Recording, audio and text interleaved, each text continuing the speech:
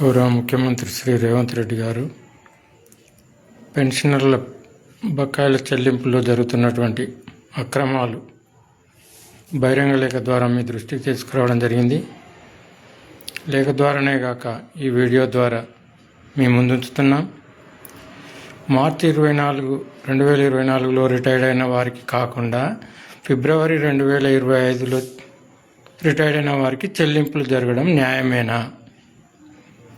కేవలం కోర్టుకు వెళ్ళిన వారికి, పైరవీకారులకు మరియు పలుకుబడి గల వారికి చెల్లించడం మీ ప్రభుత్వంలో ఇందిరమ్మ రాజ్యం అంటే ఇదేనా? ఒకసారి ఆలోచించాలి. కోర్టుకు వెళ్ళని వారి సంగతి ఏంటిది?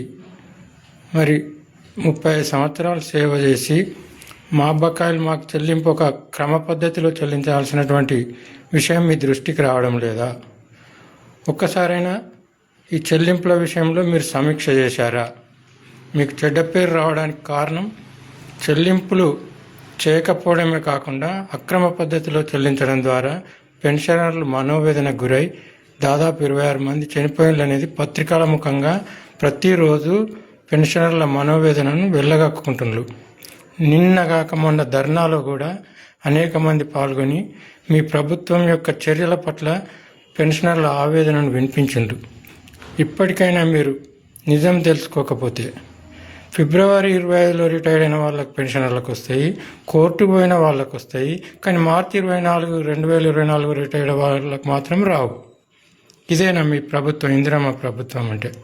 ఒక్కసారి మనసు పెట్టి ఆలోచించండి. ఇప్పటికైనా ఈ నెలలో మార్చి 24లో రిటైర్డ్ అయిన వారికి పూర్తి చేసిన తర్వాతనే ఎవరికైనా చెల్లించాలి. టీజీజేఏసీ మీ పక్కన చేరి అనేక తప్పులు చేయిస్తుంది. ఆ తప్పుల వల్ల మీ ప్రభుత్వం నష్టపోక తప్పదు. ఇప్పటికైనా మా యొక్క